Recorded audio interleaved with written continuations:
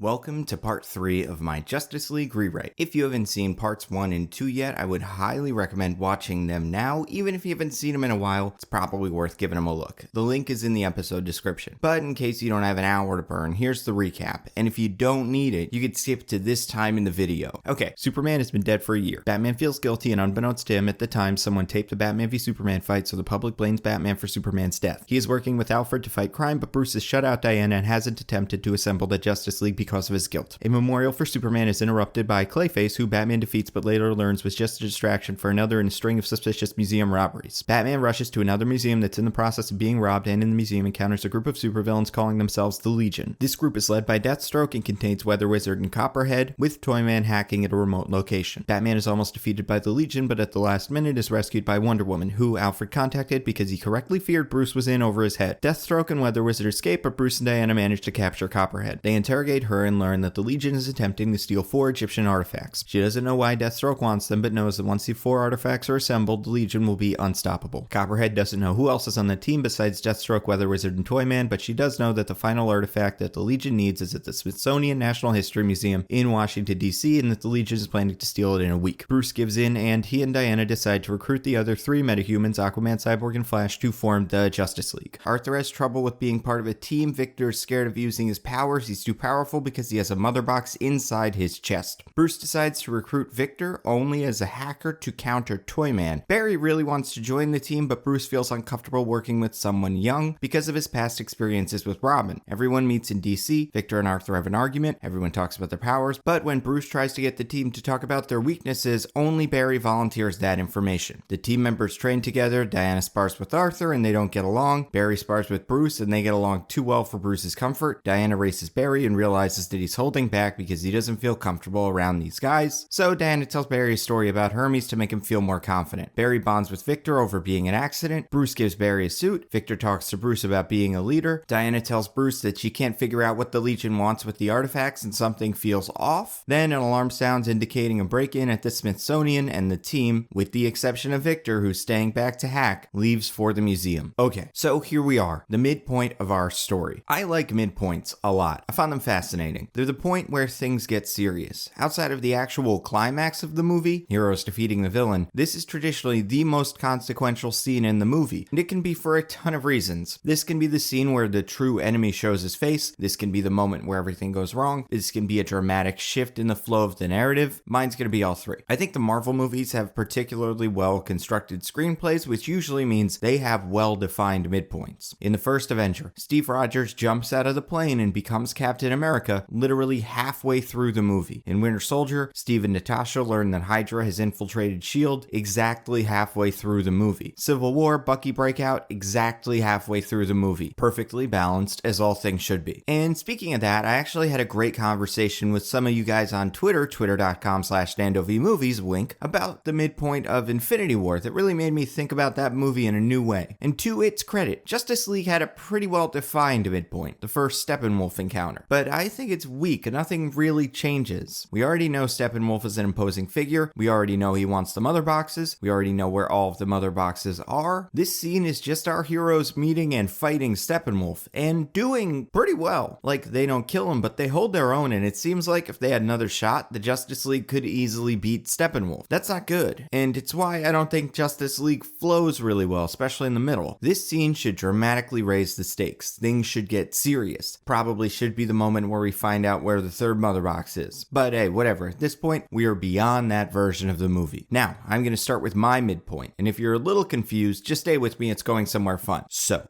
the team enters the museum. Barry scouts ahead, finds nothing. Victor lets the team know that he's wresting control of the cameras away from Toyman, so he isn't able to scan the museum yet. The heroes walk through the museum towards the ancient Egyptian section. Nothing's broken. There are no traces of other villains. Batman acknowledges that something's up. They make it to the case where the artifact is supposed to be, and it's there. Diana gives it a look. It seems to be the real thing. Maybe they beat the villains to it. Barry says, "So this Legion of Doom, you sure they gave you the right address?" And then Victor Victor regains control of the cameras and he notices a man walking towards the team. He enters the room where heroes are standing, doesn't attack, he just stands still, obscured by darkness. Bruce asks this person who it is. The man doesn't respond, but he does turn his attention to Arthur, who is understandably freaked out. And then the man's eyes begin to glow a dark red. Arthur's worried. Bruce warns Arthur to stay calm, but Arthur doesn't listen and lunges at the man. Arthur punches him and he goes down. You hear a metal clang. Arthur says it's a robot, and Barry says that it looks like a man, so technically it's an android. Arthur says whatever and just beats the hell out of it. The android doesn't put up a fight. It just continues to focus on Arthur as Arthur unloads on it. But then its eyes stop glowing, and the android catches one of Arthur's punches. It snaps Arthur's fist back and tosses him through a wall into the next room. Barry runs over to Arthur to make sure he's okay, and then the android steps into the light. It's at least 7 feet tall, tan, muscular, wearing a green shirt and pants made of that rubbery spandex these guys tend to wear. I'm not too married to any specific look, but I do think you have to set him up in a green outfit. The android could be played by a professional wrestler. The Rock or Batista would have been perfect, but I'd settle for a John Cena or a Ryback, someone like that. So the android starts walking towards our team. Bruce tosses a couple of batarangs its way. The android bats him away. Bruce tells Diana that they're gonna have to come up with a plan. Bruce asks if Victor has any ideas. Victor suggests that they try to use the artifact on it. Batman runs for the artifact and Diana goes to hold off the android. Then the android focuses on Diana. Its eyes glow red again. She flies towards the android and pushes it through a wall. She tosses it into the air and then slams it back down. Then Diana takes out her lasso and lassos the android by its legs and swings it through the air. Its eyes stop glowing. She tosses it at a wall, but it stops midair. This takes Diana by surprise and the android flies over to her, headbutts her into the ground. She's hurt. The android picks up Diana and right before it's able to slam her back into the ground, Barry runs into the room. Barry sees Diana in trouble. He races over and runs circles around the android. It drops Diana and tries to focus on Barry. The android's eyes glow red again, but Barry's too fast. The android flails around trying to hit Barry, but Barry's able to easily dodge it. While the android is distracted, Barry picks up Diana and carries her to safety near Bruce. Barry asks Bruce if he thinks the artifact plan will work. Bruce says that it's the best idea they've got. Barry takes the artifact from Bruce and runs over. Bruce tells him to stop, but Barry's already gone. Barry runs over to the android and starts smacking it with the orb. It does nothing. Then the android lifts off the ground into the air. Barry runs on the walls, keeps running and hitting the android with the orb on different parts of his body. Chest, head, nothing works. Bruce can't do anything but watch, so he goes to check on Diana. She's getting up and she's clearly hurt. Her and Bruce talk about how they can't stop this thing. Barry keeps trying to hit the android, and as the android gets higher, Barry's forced to jump further to touch him. And eventually, the android is able to predict where Barry is going to go and catch him. The android holds Barry tight. Barry can't do anything but struggle, and the android just stares at Barry. Barry screams for help. Victor tells Bruce that they need backup. Bruce tells Victor that they can handle it, but Victor runs out the front door and flies to the museum. Alfred will say something like, "Since when can he fly?" The android's eyes stop glowing, and right before it's able to crush Barry, Arthur leaps over and takes the android down. They brawl on the floor. Barry escapes and runs back to Bruce. Bruce, Diana, and Barry talk about how the orb didn't have any effect on the android. They need to find another way to stop him, but none of them can come up with anything. It's too strong. And while this is going on, Arthur is trying to knock out the android, but now it's easily dodging Arthur's punches. Arthur can't lay a hand on it. The android catches Arthur off balance and tosses him across the room, and the android leaps into the air towards the defenseless Arthur. Right before it hits Arthur, Victor shoots the android, sending it flying. Then Victor looks at Arthur and says that classic line that we all know and love, "You should probably move." Victor helps Arthur up and they run over to Bruce, Diana, and Barry. The team stands together. Big hero shot. The android slowly gets up. They all get ready to fight. Bruce pulls out some batarangs. Diana readies her lasso. Arthur plants his quindent. Victor charges his cannon. Barry assumes a sprinter's position, but the android just runs through all of them. The team members go flying and the android grabs Victor. Victor tries to blast the android, but it holds Victor's arm down. And then it starts beating on Victor, just annihilating him. And once Victor's out cold, the android picks up Victor and flies away. Everyone is terrified. Bruce tells Barry, "Follow that thing. Don't engage, but figure out where it's taking him." Barry gets up slowly, shakes off the beating, gets ready to run. But then Barry gets pushed back by a huge gust of wind as Weather Wizard walks through the front door, smiling. Says something like, "Good effort," as he walks up to the group. Then Deathstroke leaps down from the ceiling. So in screenwriting, the midpoint of a film is traditionally followed by a segment some people call the bad guys close in. If your midpoint is something going wrong, this is where things get worse. And in my version, the villains are literally going to close in. The heroes stand up. Bruce asks, "What are you doing here?" And Deathstroke answers, "We're here to finish what it started." Diana says, "I took both of you last time. What makes you think you're a match for us now?" Deathstroke says,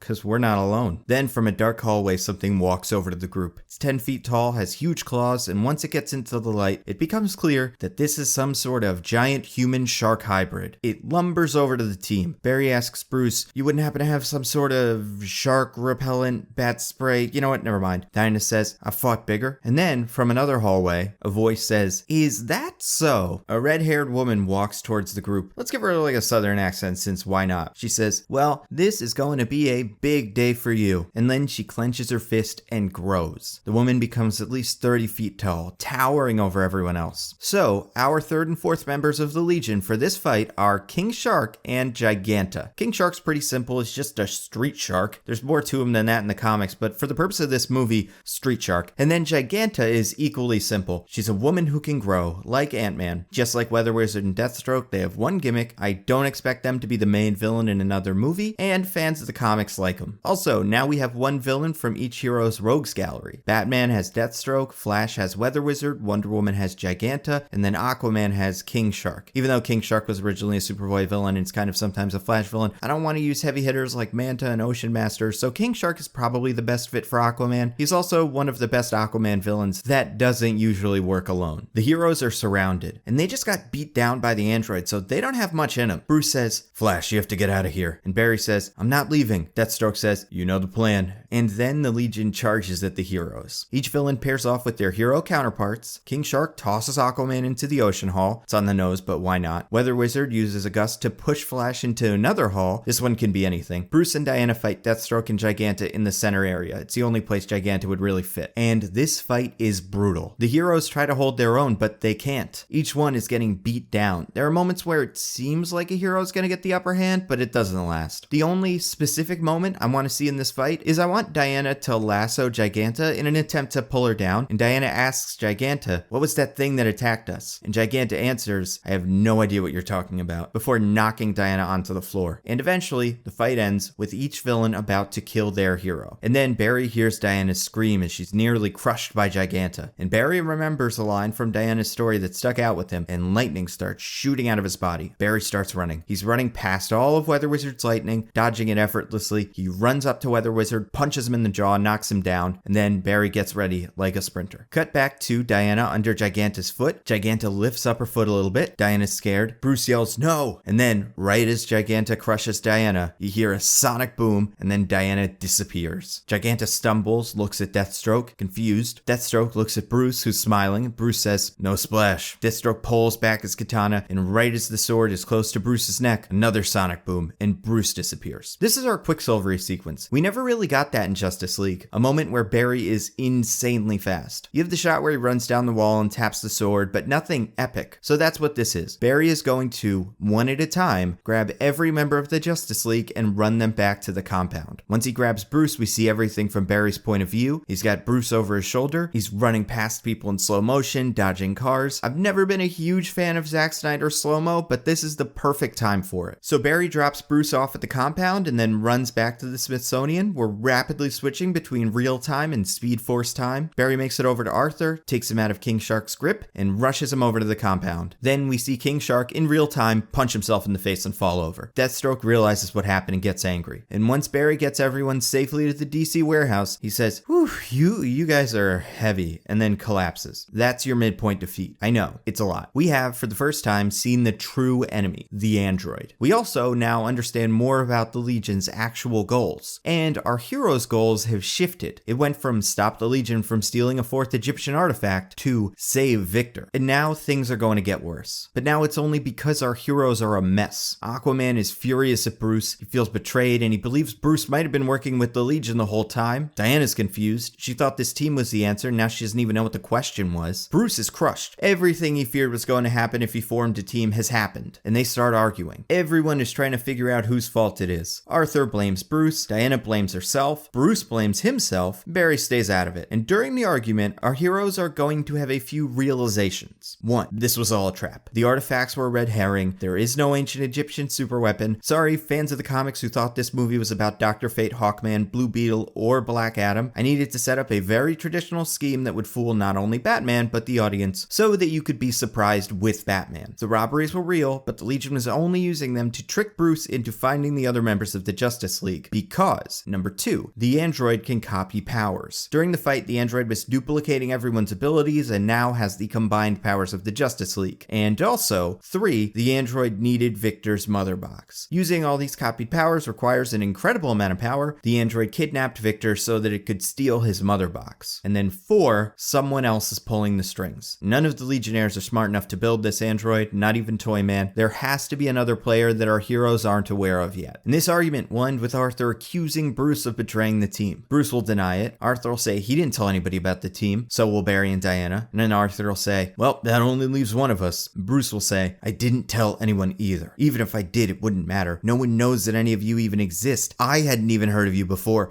Of course, light bulb. Bruce knows what's happening. He says that he needs to make sure he's right, so he jumps into the Batwing and he tells Diana to explain everything to the team. Next, we see the android land in a warehouse with Victor. The android straps Victor to a table. Toyman enters the room, introduces himself to Victor, admires Victor's hacking abilities. Victor asks what's going on. Toyman explains that it's his job to take the mother box out of Victor and put it into the android. Victor asks Toyman how he even built the android, and Toyman says, oh, I didn't build it, I just designed it, gave it this superhero look. He built it. Victor turns his head and we see Victor's shocked reaction as a hand waves at Victor. Cut to Arkham Asylum. Batman appears in one of the hallways. He walks towards a cell. Inside the cell, we find Lex Luthor. From outside the cell, Batman interrogates Luthor, but he isn't asking Luthor where the android took Victor. He's asking where the real Luthor is. Eventually, Batman gets this Luthor to crack. This can be one of 3 people. It could be some sort of robot double, even though that doesn't make a whole lot of sense because then why would the threats work? It could also be a double, a convincing double. Like, not to nitpick, I saved that for my podcast, Mostly Nitpicking, wink, but in Justice League post-credit scene, it's revealed that Luthor has escaped prison somehow, and he has been replaced with just some bald guy. Like, who is this guy? Why is he a suitable replacement for Luthor? Why even bother putting him in? Or, and this is how I would do it, this is another DC Comics villain named Everyman. He's your run-of-the-mill DC shapeshifter. Everyman can shift back into his normal look, kind of like Mystique does, just so the audience knows what's going on. And after another threat, Everyman explains to Batman that he doesn't know where Luthor is either. He just covers for Luthor from time to time. Deathstroke helps get Everyman in and out of the prison, and most importantly, Everyman says that Luthor is coming back to the cell tonight. That means we're setting up a necessary part of the third act, our ticking clock. The heroes have one night to figure this out before Luthor is done with the mother box switch and the android is unstoppable. Cut back to the warehouse that Victor, the android, and Toyman are in. Lex Luthor walks down the stairs. White suit, glass of whiskey, casually as can be. Luthor tells Victor that he is going to save Victor. By taking that mother box out of Victor's body, Victor will be at peace. Victor asks what the android is for. Luthor tells Victor that the android is going to save everyone else. Victor asks Luthor what he's going to do with Victor once the mother box is out, and Luthor explains that he's going to hook Victor up to an external power source. He's not going to kill him because Victor is far too interesting to kill. And to end the scene, Toyman uses a piece of machinery to cut through Cyborg's chest, exposing the shining mother box, and the last shot is Luthor smiling. So now we're building the tension further. If there is any doubt in the audience's mind that Luthor wasn't behind it, or that he couldn't get the mother box, that doubt is gone. Everything Batman and the team are worried about can happen. Cut back to the team. Arthur is restless. He's getting ready to leave, but Diana stops him. She says they need him. Arthur says, yeah, but I don't need you. I was doing fine until you brought me onto the team, and now I've nearly been killed by a robot and a shark. Bruce got me into this mess. I don't owe him anything. Barry stands up to Arthur and says you owe it to Victor. Victor didn't want to be part of this either, and when the android was gonna kill you, Victor joined the fight to save you. I'm not happy about what happened either, but Victor deserves your help. Also, it's not a robot, it's an android. There's a difference. And then Batman returns.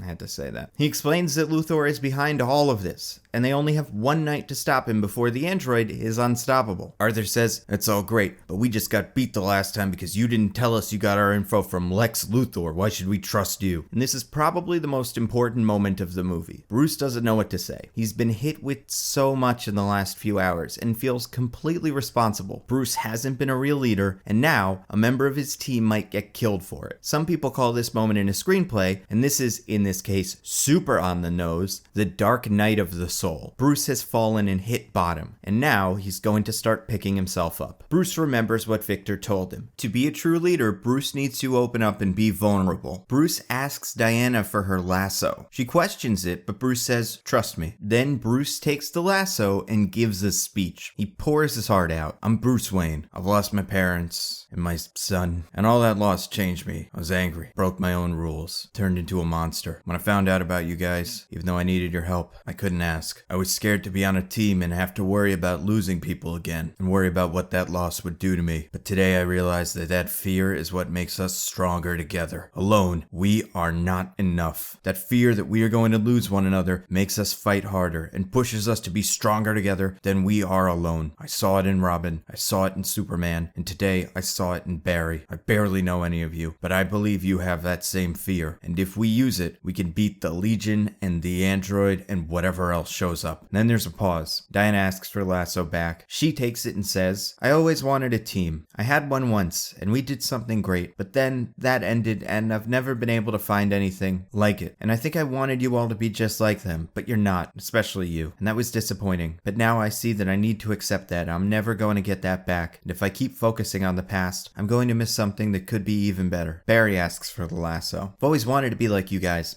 especially you. No offense, I didn't know you two existed. I never felt like I was good enough. I'm still not sure. I'm scared that I'm in over my head, and I realize that you've been trying to keep me safe, but I can do this. You have to start trusting me." And then Arthur begrudgingly takes the lasso. "I've always been on my own. Never felt like I belonged on the land or the sea. Then you two show up talking about belonging, and I just don't buy that. But hey, you're rich and she's gorgeous, so I hang around. And then I get the beating of my life, twice. And both times, the only reason I survived is because one of you saved me. And now I think I get it. What not being on your own feels like. It hurts, but I like it." I liked Aquaman's lasso speech in the actual Justice League movie, but I think that movie was lacking some sort of real bonding moment where everyone lays their cards on the table and gets on the same page. I think the best example of that in one of those is Guardians of the Galaxy 1. The Guardians all sit down, talk about their feelings, and become a real team. I think Bruce taking the lasso and telling the truth is a good way to start that scene. It's a callback to Cyborg's original advice. A leader needs to be vulnerable, and that's why Bruce's speech starts with, "My name is Bruce Wayne." It isn't new information. It's Bruce saying, "I'm just a man." And this vulnerability spreads through the team. They all follow Bruce's example, say something that they've been afraid to say, but aren't now because they trust each other. Diana originally saw the team as a way to relive her glory days, and originally they disappointed her, but now Diana realizes that she needs to accept these guys, mostly Arthur, for who they are. Barry didn't think he was good enough, but being part of the team has given him the confidence to be stronger. And Arthur didn't believe there was value in being part of a team, but after being saved by Victor and Barry, he gets it. So now our heroes are a team, and they start brainstorming ways to save Victor. Diana asks where Victor's being held. Bruce said that every man didn't know, and there are tons of LexCorp facilities that Lex could conceivably be using. Barry asks if they can track the Legion since they're probably going back to the facility to guard it. Bruce says that Toyman has made them impossible to track. Arthur thinks, well, that shark isn't using the bus, right? Probably sway him to wherever Victor is, which means I can find him. You mean by talking to...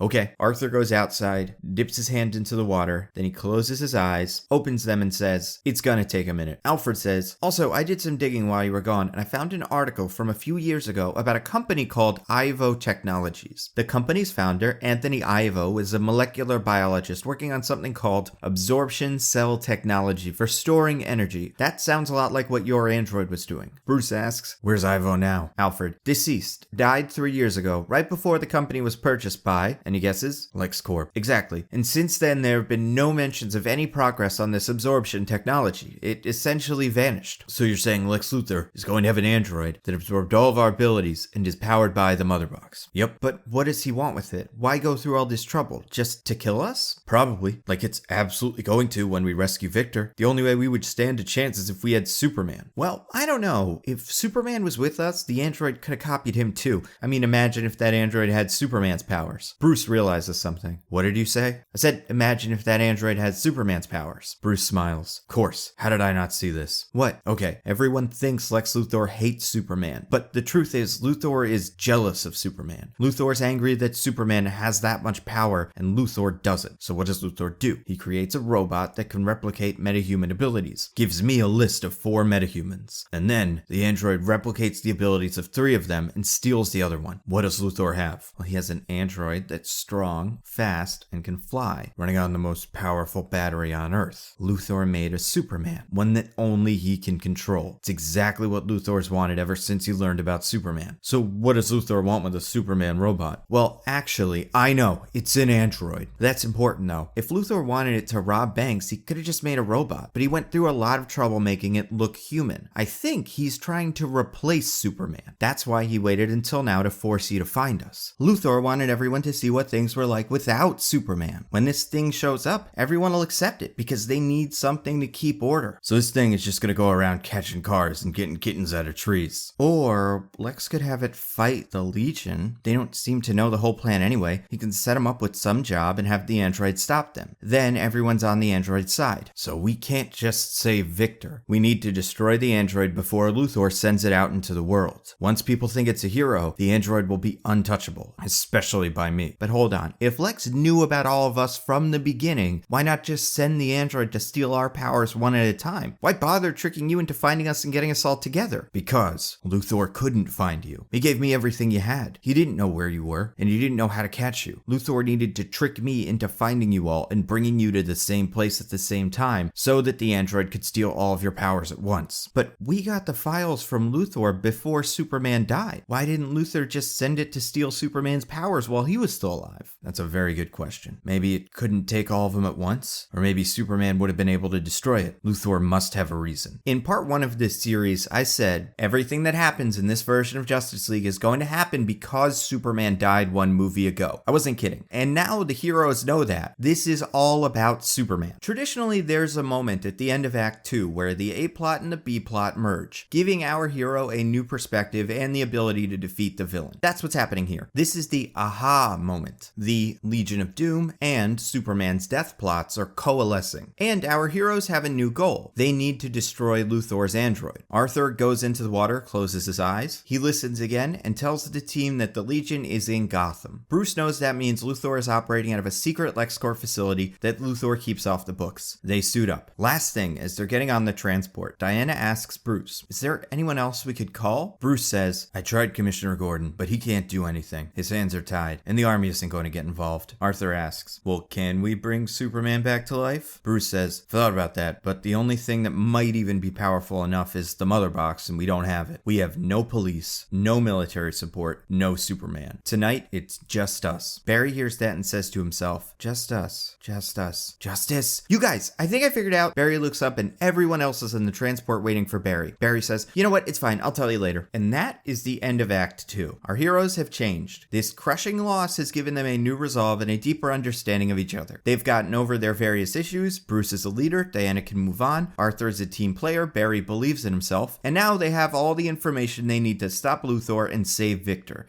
So, thank you to everybody that supports the channel. I know I always say this, but I truly appreciate it. If you want to see your name here, get a look at videos early and other stuff, throw in literally any amount of money at patreon.com/NandoVMovies. Subscribe to and rate my podcast, Mostly Nitpicking. Every week, my co-host DJ and I pick apart a piece of pop culture by looking exclusively at the details. This last few weeks, we've been going over the Harry Potter series. It's fun. Here's the Patreon link, the subscribe button. Do that, and watch other videos. And again, mostly because I end every episode this way, follow me on Instagram, and Twitter. I'm at NandoVMovies. That's all I've got. I'll see you next time for the finale of the Justice League rewrite.